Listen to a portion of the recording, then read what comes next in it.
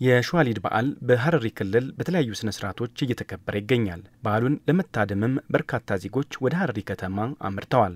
በከተማዋ ባህላዊ አልባሳቶች፣ ምግቦች፣ መገልገያዎችና ቁሶችን የያዘ የባህል ኤግዚቢሽን ተከፍቷል። በዓሉን በማስመልከት መልእክት ያስተላለፉት የሐረሪ ክልል ርዕሰ መስተዳድር አቶ ኦድሪን በድሪ የሸዋሊድ በዓል በዓለም ቅርስነት መመዝገቡ የቱሪዝም ሴክተሩን ተጠቃሚነት ለማረጋገጥ የሚረዳ ነው ብለዋል።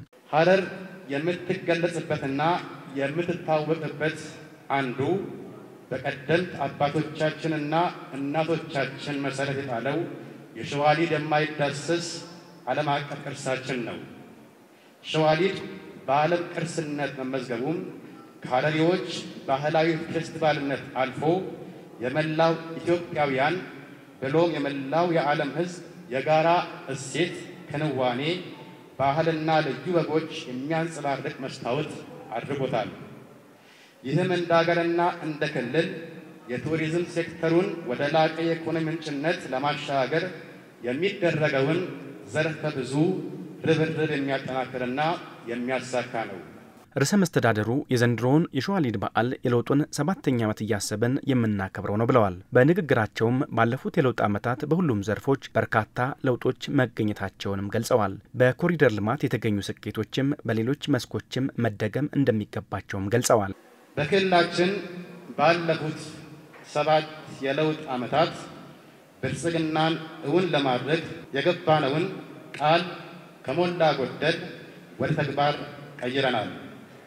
በርካታ አገራዊና ክልላዊ ተግዳሮቶችን እየመከት በሁሉም ዘርፎች አበረታች ውጤት አስመዝግበናል። የመንግስትና የፓርቲ ከፍተኛ አመራሩ ከህዝቡ ጋር ተዋህዶ የብልጽግና ሀዲዱን በመጠበቅ የኮሪደር ልማት ስኬቶቻችን በሌሎች መስኮችም መድገም ይጠበቅብናል። በተለይም በመልካም አስተዳደር እና መንግስታዊ አገልግሎት ስኬቱን መድገም የግድ ይላል። በዚህ አግባብ የአረንጓዴ ልማት ዘመቻችንን የምግብ ዋስትናን በማረጋገጥ እና የአየር ንብረት ለውጥ ተጽዕኖን በሚቋቋም አግባብ በዘንድሮው ክረምትም የሚቀጥል ይሆናል። የሐረሪ ክልል ባህልና ቱሪዝም ቢሮ ኃላፊ አቶ ተወለዳ አብዶሽ የሸዋሊድ በዓል በሐረሪ ብሔረሰብ ዘንድ ለዘመናት ሲከበር የኖረና እሴቱንና ባህሉን ጠብቆ በትውልድ ቅብብሎሽ ዛሬ የደረሰ መሆኑን ጠቅሰው በዓሉ ባህላዊ እሴቱን ጠብቆ እንዲከበር እየተሰራ ነው ብለዋል። ህዳር 25 2016 በተባበሩት መንግስታት የትምህርት፣ የሳይንስ፣ የባህል ወይንም ዩኔስኮ የማይዳሰስ የዓለም ቅርስ ሆኖ ለቱሪዝም ልማታችን እንደዚሁም ለሁለተኛ ጊዜ ከተመዘገበ የዓለም ቅርስ ሆኖ ከተመዘገበ ለሁለተኛ ጊዜ የቅርስ ሀብቶቻችን ለቱሪዝም ልማታችን በሚል መሪ ቃል በታላቅ ድምቀት ለማክበር ቅድመ ዝግጅታችንን አጠናቀናል።